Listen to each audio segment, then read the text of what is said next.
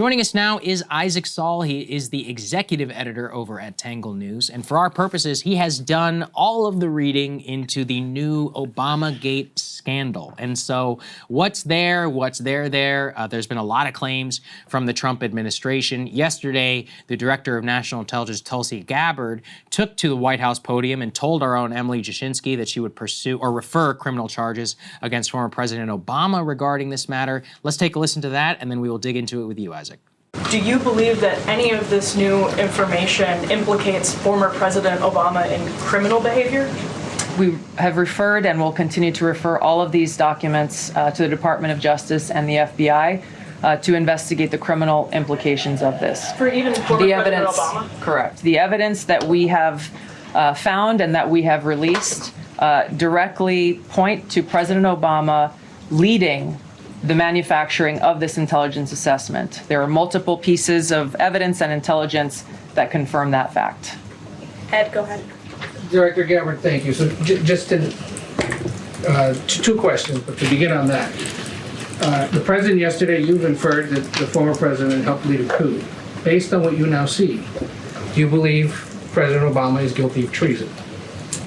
I'm leaving the criminal charges to the Department of Justice. I am not an attorney, but as I've said previously, when you look at the intent behind creating a fake manufactured intelligence document that directly contradicts multiple assessments that were created by the intelligence community, the expressed intent and what followed afterward can only be described as a years-long coup and a treasonous conspiracy against the American people, our republic, and an attempt to undermine President Trump's administration. All right, Isaac, so let's go ahead and put this graphic up on the screen. It was released here by Tulsi Gabbard and the Trump administration, and this is what they've put together. Now, given all the reading, start from the beginning, tell us what's going on here. What's the core allegation?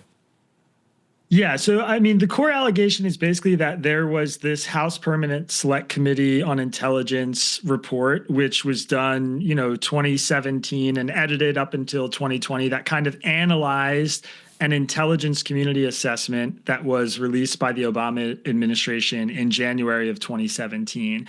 And we did not have access to the HPSCI for a long time. It kind of got buried.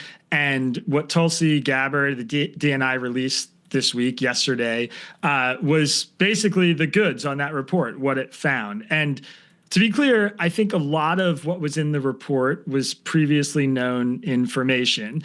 It is things like the Obama administration, CIA officials relied on pretty shoddy intelligence that was manufactured, I think is a pretty strong word, but at least was ginned up to make it look like Trump was very much in the pocket of Russia. The way the intelligence was released and leaked to news organizations sort of created this circular ecosystem where news reports were feeding the intelligence community was feeding the news reports. They were applying for FISA warrants, using news reports, and, they used all this to surveil a person who ended up becoming the United States president. This is a really big deal. I don't want to downplay the fact that what happened in 2016 and 2017 was not a big deal. I think it was.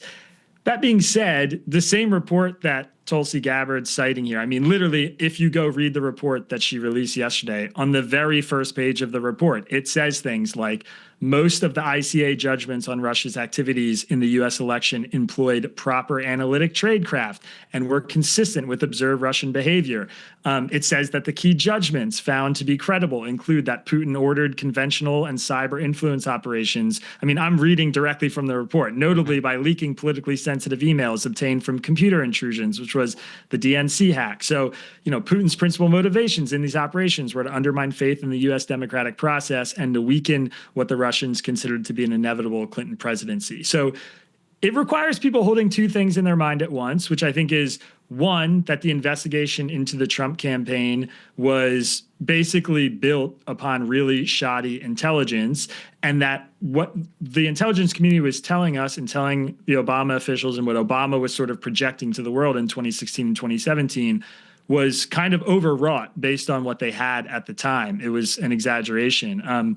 This report specifically, the most damning thing in this report is that the idea that Putin had a clear preference for Trump according to the HPSCI report, was based on scant, unclear, and unverifiable fragment of one sentence from a human source that 5 CIA authors read 5 different ways and was initially left out. But Brennan asked them to put it back in this ICA, this initial report, which blew the top off the whole thing and generated all the news coverage people That's right. remember. I covered it at the time, the 2000, the ODNI report, et cetera. But that's the core revelation here. Is that what you're saying? I would say that is to me, the biggest thing that pops off the page is that this idea that they knew then in January of 2017 that Putin had a clear preference for Trump was based on really, really, really shoddy intelligence. And the reports kind of lists the 4 or 5 different sources, which include things like this sentence that they heard that everybody interpreted differently. The Steele dossier was included in it. There was sort of like reports from 2014, well before the campaign even started. Diplomatic and media reports is what was quoted. So it seems like that is, to me, the biggest thing that's sort of damning evidence that that initial ICA was built on really insufficient intelligence. What happened later was that many investigations that ICA launched did kind of verify that Putin preferred Trump and that they did hack the DNC. If you believe the WikiLeaks Russia story, which I think our government and intelligence community does, so they used sort of shoddy intelligence to get the investigation going. The investigation sort of concluded some of the priors that the Obama administration had. It's you have to hold some complicated things at the same time. Yeah. And what about the direct connect to Obama here? I don't think any of us believes that criminal charges are going to be filed against Obama, even if they were. The Supreme Court has said basically, hey, you can do whatever you want when you're president. There's not really anything anyone can do about it. So, but what are they using to try to even make the case that there should be criminal charges against Obama?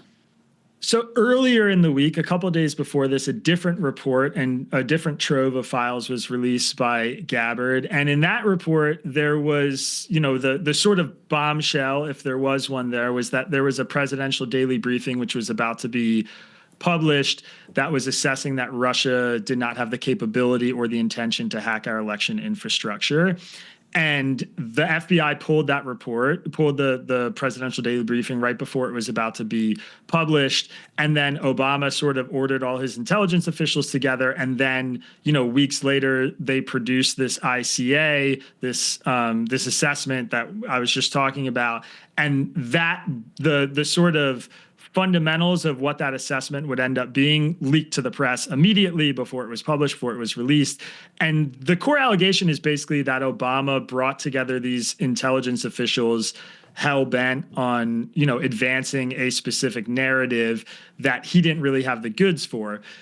The problem with that is that, Obama and the Obama administration, weeks before any of this had happened, they had already applied for the FISA warrant for Carter Page. And in applying for that FISA warrant, they had stated their case to the court, which was that they thought Russia hacked the DNC and they believed they were going to strategically release those emails to damage Clinton. So the Obama theory was not like invented after the presidential daily briefing was squashed. They had already believed this for weeks. We know that because they went to the FISA court and made their case to the FISA court. So, I don't think Obama's going to be tried for treason. I mean, this is the frustrating part, is that Gabbard gets out over his skis and has to kind of say this ridiculous stuff. Well, and we all know why. He's going to jail him. They're trying to distract from Epstein, and Tulsi's trying to get back in his good graces after the whole Iran situation and her coming out and being like, oh, Iran is not actually pursuing a nuclear weapon.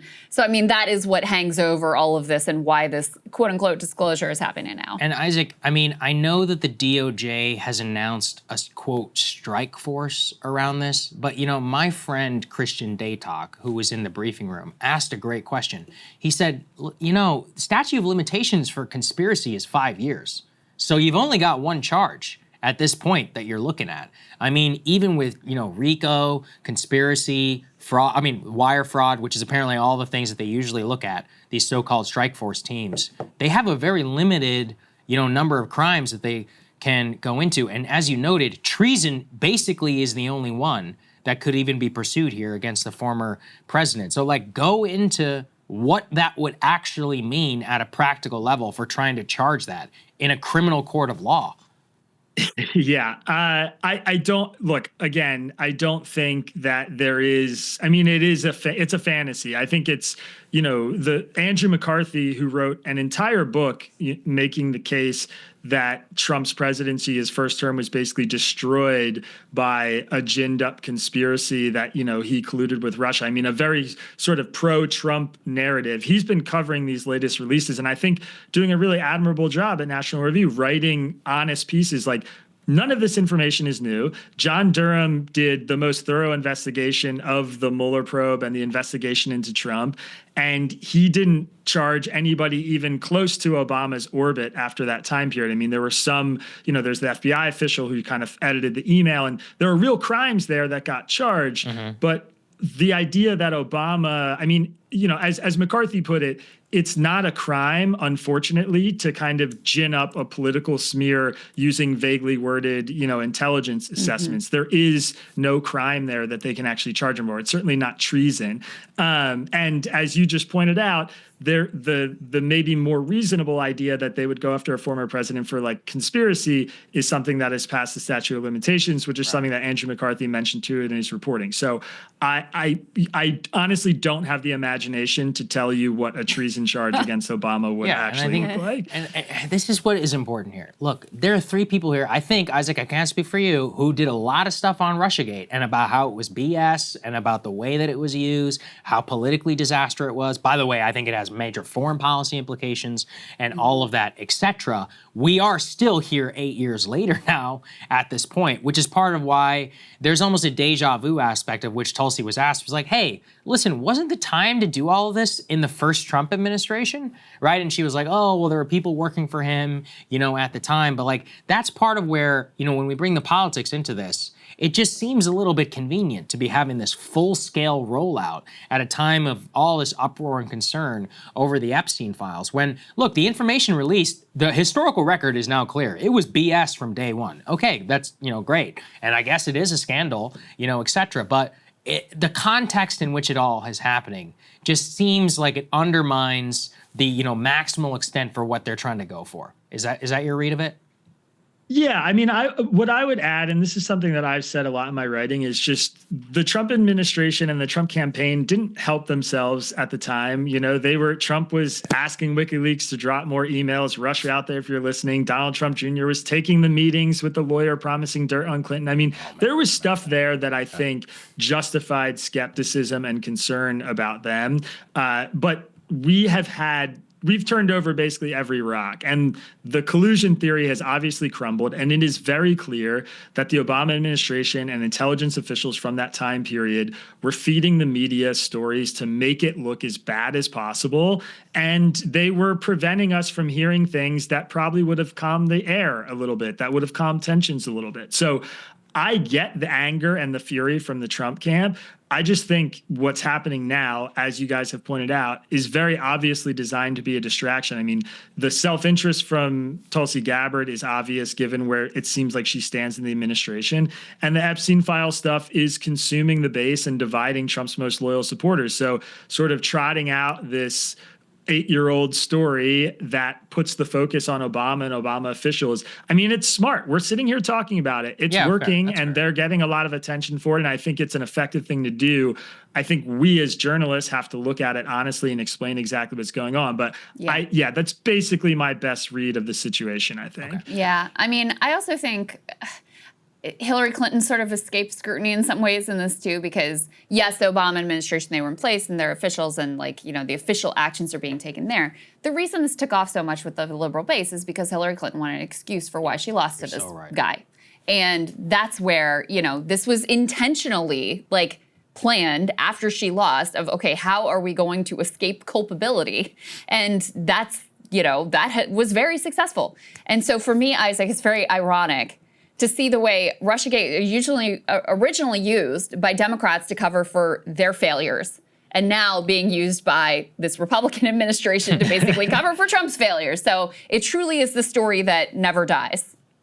Yeah, it's a good observation. I mean, if you go back and watch the Clinton campaign and look back at their old tweets from this time, and even what Hillary was doing on the campaign and, on the debate stage, I mean, he's a Putin puppet. all their tweets, all their social media was about tying Trump. And we know now, we have contemporaneous documents in their internal communications where we know the Clinton campaign was strategically trying to tie Trump to Putin. I mean, they were involved in this. And like to believe that the Clinton campaign didn't have contact with Obama officials or people in the intelligence community, I mean, of course they did. So we know that was part of their strategy to win the election that obviously backfired. And yeah, it's a good point. I mean, we sort of memory hold that part of it too. Actually, that's my last question here. I know so she talked a lot about Hillary and some of this info that they sat on with Hillary. This just goes to my old coverage at the time. What was she talking about? About they were sitting on information that she was on tranquilizers and that her health was compromised. Can you go into any of that? Yeah, I mean, this was, I would, this wouldn't be like the main headline. Like I said, I think the biggest story from this drop was that the assessment that Putin favored Trump was based on really bad intelligence. But one of the allegations that is made in this report is that the Russians had much more damning information on Hillary Clinton, that she was going through these like violent mood swings and she was taking tranquilizers and she was basically in some like manic state and was not emotionally, prepared to sit in the White House, basically. And part of what they found, or what they're saying they found, is that Russia had this information and they sat on it. They didn't release it to the public. And that sort of raises questions about, what their real preference was. And the idea was basically that Russia thought it was a foregone conclusion Hillary Clinton was going to win, and they wanted to push some stuff out to sort of weaken her presidency, but they also didn't want to go too far that maybe they blew up the entire relationship. And then, Trump won and shocked the world, and that changed everything. But yeah, it is, I mean, there's some juicy stuff in there, certainly if you're into the kind of salacious things. But again, I don't really know. It's hard to know how legitimate any of that information is either. And, what kind of stuff like that is just sort of the classic Russian compromise or whatever. Yeah, exactly. Nobody knows if it's real. Equivalent I will say, of the P-tape or whatever. Yeah, that's right. I will say, I will never forget that day when she collapsed on 9/11. That was like the craziest thing for those of us who were involved in right-wing media. But Isaac, thank you for joining us, man. You did such a great job of breaking all this down. Tangle, we will put a link down in the description, and we recommend people go ahead and subscribe. So thanks for joining us, man. We appreciate you. Thanks so much for having me, guys. I appreciate it. Hey, if you like that video, hit the like button or leave a comment below. It really helps get the show to more people. And if you'd like to get the full show ad-free and in your inbox every morning, you can sign up at breakingpoints.com. That's right. Get the full show, help support the future of independent media at breakingpoints.com.